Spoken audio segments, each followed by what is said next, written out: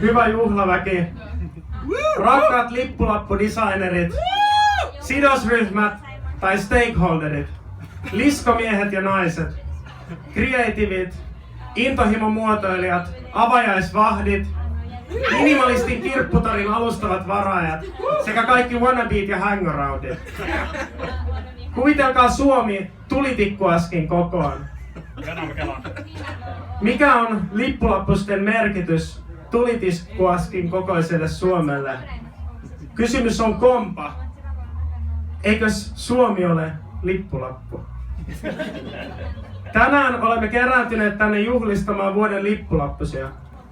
Suomi on erinomainen lippulappusmaa ja haluamme toivottaa teidät sydämellisesti tervetulleeksi tähän gaalailtaan, jossa parhaat lippulappuset palkitaan.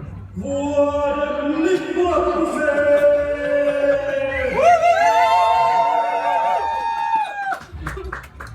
Joka vuotinen vuoden lippulappuset tapahtuma järjestetään tänä vuonna nyt ensimmäistä vuotta.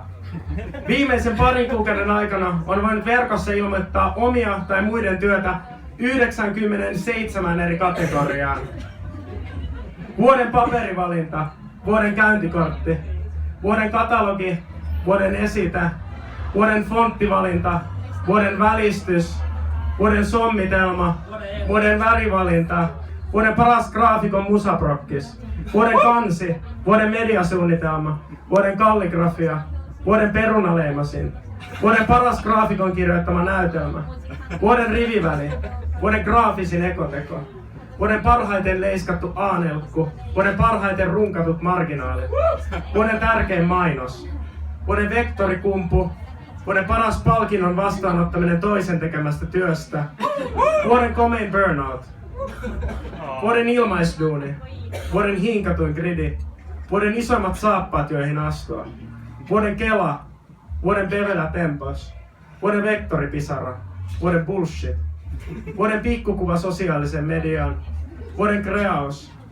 vuoden Facebook-banneri, vuoden hyvän mielen kamppis, vuoden selkään taputtelu, vuoden ylennys, vuoden serkun käsi, vuoden briefi, vuoden ergonomisin työpiste, vuoden pisin valepaska, vuoden asiakasdinneri, vuoden stokkikuva, vuoden emotional investment, vuoden kuvavalinta, vuoden sanakuva, vuoden laserleikkaus, vuoden kangasprintti, vuoden kauneimmat asiakkaan silmät kun se itkee, vuoden kopi, vuoden pateettisin alan liittyvä avautuminen, vuoden hauskin kahvikuppi, vuoden hienovaraisin plagiointi, vuoden PDF-versio, vuoden virhe, vuoden harmonisin liehu, vuoden lopetan graafisen suunnittelun, vuoden parivälistys, vuoden next step, vuoden avokonttori, vuoden palanen silta, vuoden hissipuhe, vuoden nopein ilme, vuoden harmain mies, vuoden memo, vuoden parhaiten sijoitettu yritysyhteistyökumppaneiden logopalkki, vuoden risteily, vuoden verkostoituminen,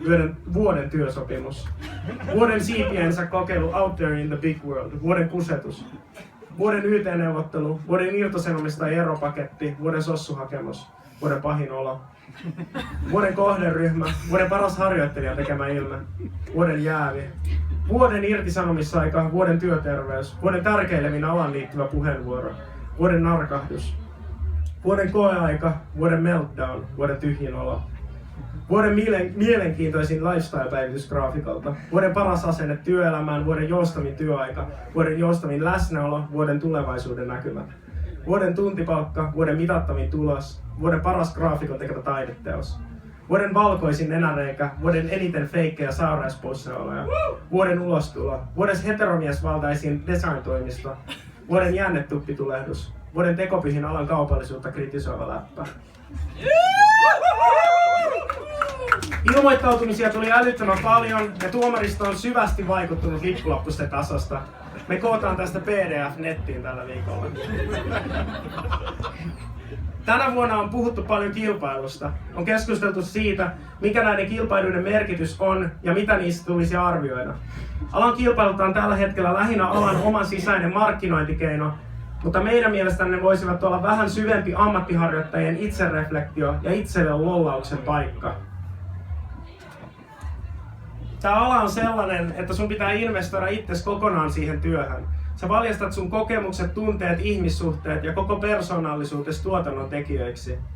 Aika ei jakaudu nätisti työksi ja vapaa-ajaksi, eikä toimisto pysy eriytyneenä työpaikkana, vaan sun koko elämä on tuotannon aika ja paikka. Sun työ oot sä itse, kokonaisuutena sä oot se lippulappu. Sä asetat itsellesi mahdottoman korkean riman, sä olet oman itsesi pahin kriitikko.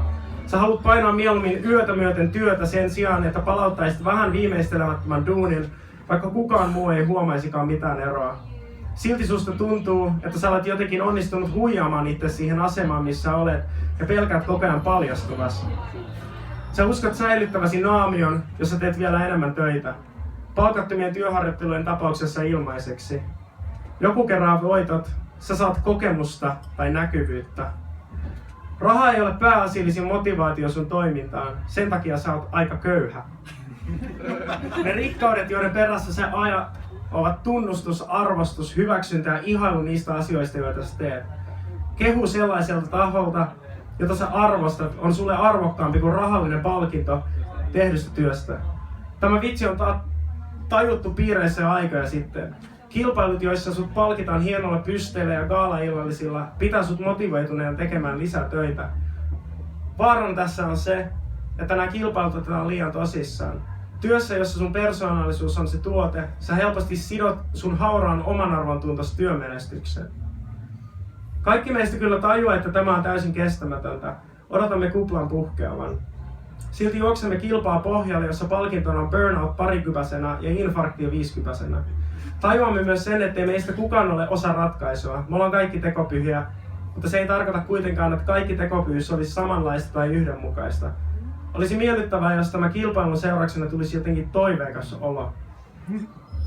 Löytää jotain toivoa tai sellaista itsessään arvokasta tekemissä, joka olisi sekä nautinnollista että arvokasta. Enkä nyt tarkoita sitä, että pitäisi alkaa puutarhuriksi, työntää jalat multaan ja tuntea viileä maanes varpaiden välissä tai mitään vastaavaa. Tarkoitan, että olisi aika ottaa askel sivulle, relata, avautua. Työn ei tarvitse olla sun koko elämä, eikä graafisen suunnittelun tarvitse olla niin vakavaa. Kuka on siis Suomen vuoden lippulappunen? Katso vierustoverisi. Se on hän, se oot sä. Eikö me kaikki olla?